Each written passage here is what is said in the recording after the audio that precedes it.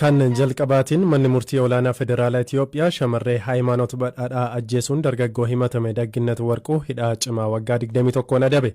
Waggaa tokkoo fi ji'oota 7 oliif adeemsa himataarraa kan ture dhimma ajjeechaa shamarree kanarratti manni murtii olaanaa federaalaa dhaddachi lidataa murtee kana har'a dabarseera. Abbaan Hayimaanoot obbo Badhaadhaa Faayisaa namoonni biroo ajjeechaa kana keessaa qooda qabaachuun shakkaman seeratti dhiyaatanii otoo hin gaafatamin hafan jedhanii komisaanii BBC'tti himan.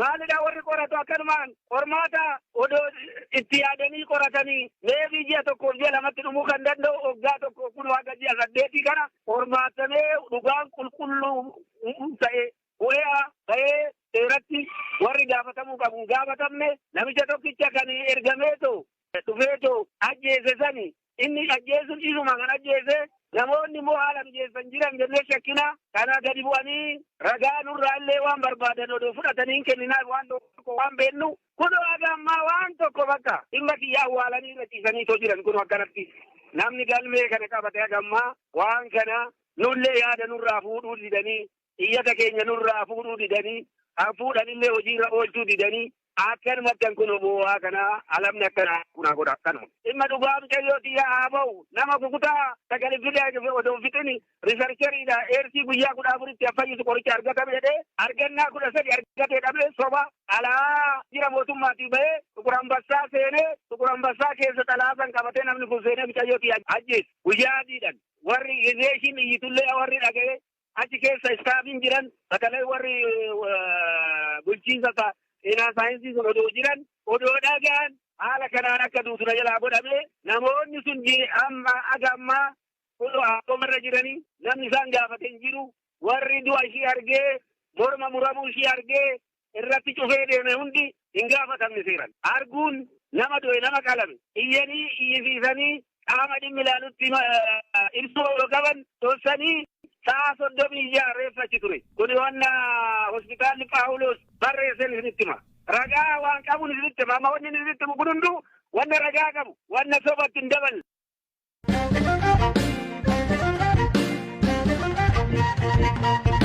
Gaanfa Afrikaatti ergama addaa Ameerikaa ta'uun kan tajaajilaa jiran Jeefrii Feeltimaan qondaala olaanaa biyyattii haaraan bakka buufamuu fi gama biraatiin Chaayinaan gaanfa Afrikaatti ergama addaa muuduuf akka jettu beeksisteeti. Hirphaa Gammachuu gabaasa qaba.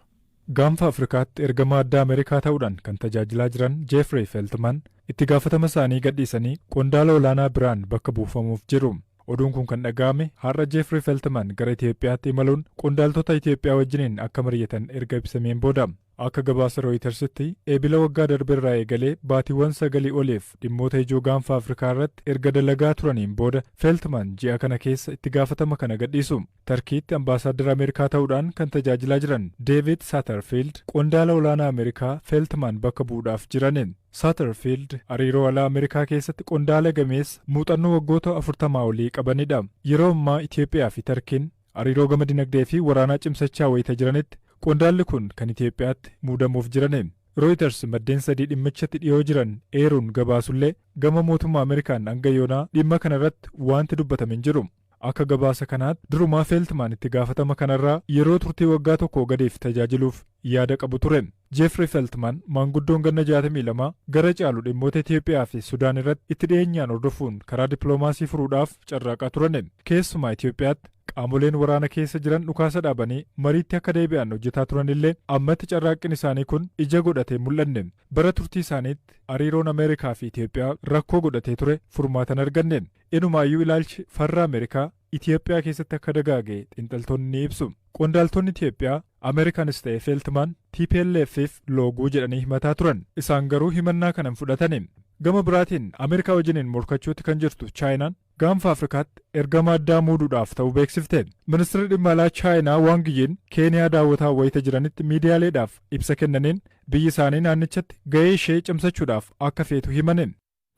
Deevid Saatarfiild akka bakka Jeefrii Feeltimaan bu'an Ameerikaan mirkaneessitee jirti. Xiinxalaan siyaasaa fi hayyuu seeraa Dr. Awwal Aloo Jeefrii Feeltimaan durumayyuu fedha guutuun ergama Ameerikaan gaanfa Afrikaa keessatti kenniteef hin fudhannee jedhan. Chaayinaan ergama addaa mataa ishee naannichatti muuduuf ta'uu ibsuun ishee naannichatti dinagdeen garasitti gama siyaasaa fi waraanaanis olaantummaa argachuuf dorgommii taasiftu agarsiisaa jedhan Dr. Awwal. Feeltman jalqabumarraallee wayita ergama kana fudhateetiin muudama accept godheetiin wanta kanatti seenu gammachuu guddaadhaan wanta kanatti hin seenne xiqqoo shakkii qaba ture namtichi.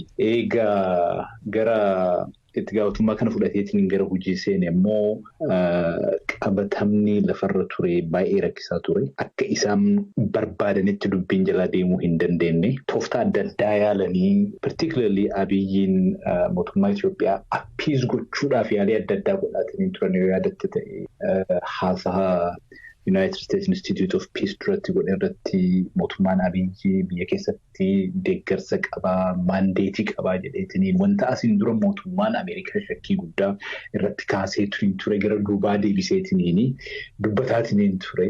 Poolisiin inni irra caalaa hordofaatiin ture mootummaa Itoophiyaa appiis gochuu ture.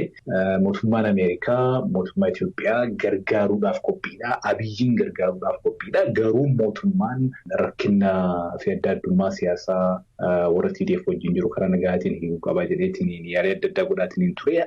Suni haala inni barbaadeen jalaa deemuu hin dandeenye. Feeltmaanii fi Bureau of African Affairs State Departmentiin keessa kan jiru ilaalcha irratti adda addummaatu ture, approach irratti illee adda addummaatu ture.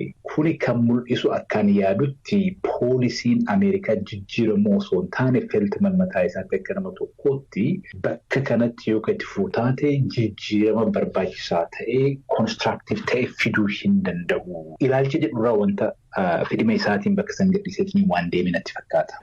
Jeffrey Feltman gaanfa Afrikaa keessatti muuxannoo guddaa qaba jedhamee nama jalqaba itti amanamaa turedha. Kana hordofee immoo Chaayinaan immoo ergama addaa gaanfa Afrikaatti muuduuf akka jettu ibsitee jirti. Taphni siyaasaa kun Chaayinaa fi Ameerikaan gaanfa Afrikaa kanarratti olaantummaa siyaasaa fudhachuuf kan godhanidha moo dhuguma rakkoowwan biyyoota kanneen mudate furuuf jedhanii kan hojjetan isinitti fakkaata? Gaafni Afrikaa kun humnoota addunyaarra jiran baay'eedhaaf akka strategic areaatti ilaalamaatiin hin jira.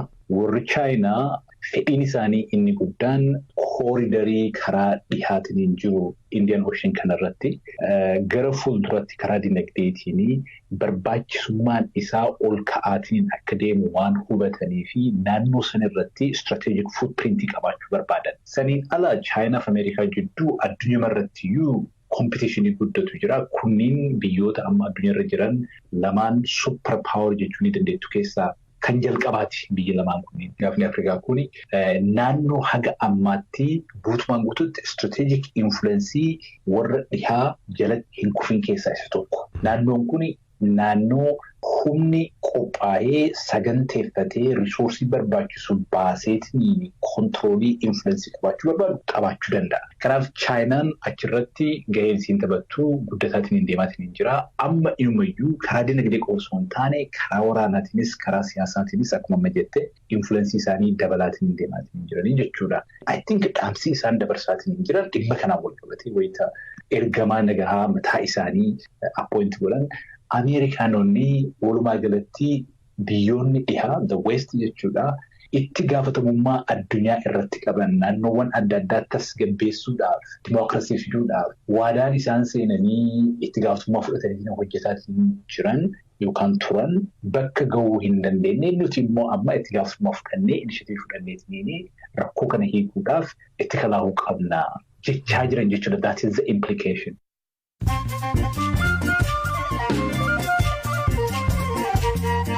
Gidduutti immoo oduu gabaabseen isinitti hima. Itiyoophiyaan gabaasaa Human Rights Watch mootummaan Itiyoophiyaa dhalattoota Tigraay Saawud Arabiyaatti deebi'an hidhaa fi biyyaa baasaa jedhu fudhataman qabu jette.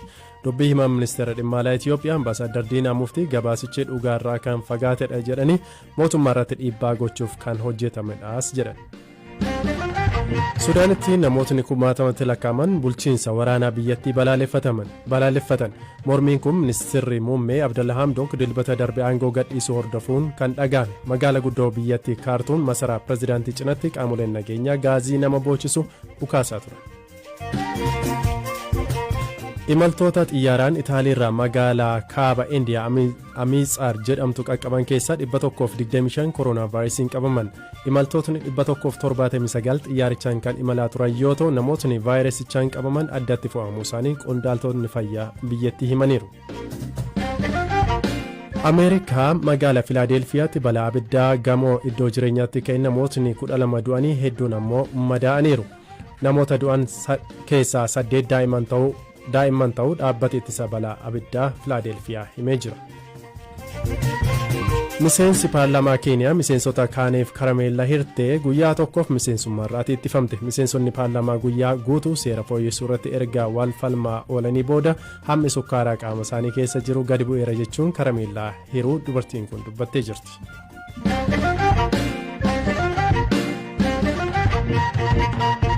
Kan xumuraatiin godina Gujii aanaan Gumii Eldallootti erga caasaan mootummaa gadhiisee hidhattoota harkatti kuftee baatii 3 ta'ee jedhan.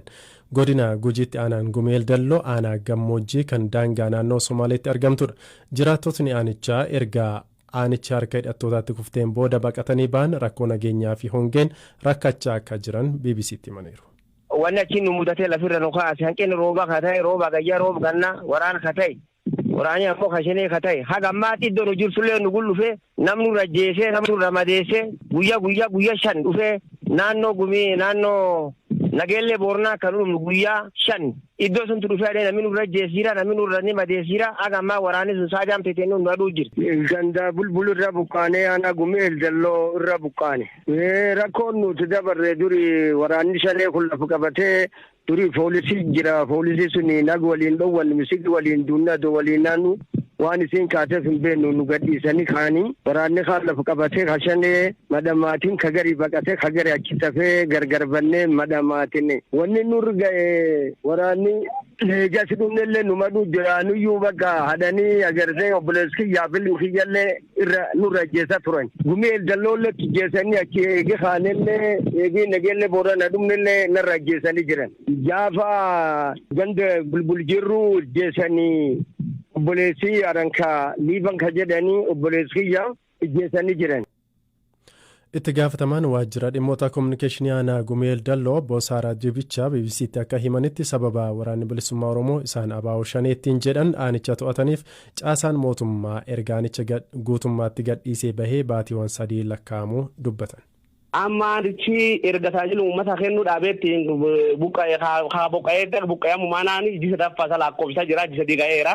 Amma naan tajaajila uummata kennuu malee san iddoo gubbaa jaasatti hin kennaa hin jiru. Guutuu ka'eera. Aanaan Gumii Eldalloo amma hidhattoota to'atee jira jechuun. Sochiiwwan hundayyuu diinaan ka to'atame waan ta'eef xiyyeeffannaa adda barbaaduu fi amma harka diinaa aanaa keessa jiru jechuudha. Tajaajilli mootummaa homtuu aanaa san keessa hin jiru amma. Amma hin jiru manneen barnootaa barattoonni manneen barnootaa duraan achi barattuudhaan achi buqqameettiin akka naannoo magaalaa Nageellee Boorana buqqaanii akka baratan taasifamaa jiru. Dhaabbileen fayyaa kan duraan turan tajaajilli dhaabbiin fayyaa kan duraan achi kennama ture hundi buqqaa'eettiin gama seeraan ka'eettiin armatti uummatni garra buqqaa'eettiin uummati addaan qoodamee uummati galmi tokkin warri horiin jiraatu warri saan jiraatu achi asattafu uummanni magaalaa keessa ture akkuma waraana mootummaa afaan buqqaa'eettiin naannoo magaalaa Nageellee Booranaatti argamaa jechuudha. Uummatni naannoo buqqaa'eettiin jira amma uummati kun walumaa galatti abbaa warraa gara 3,000 fa'itti naannoo kan qubatee asii nama gara abbaa warraa 3,079 kan ga'u naannoo kan buqqaa'eettiin naannoo kan jira.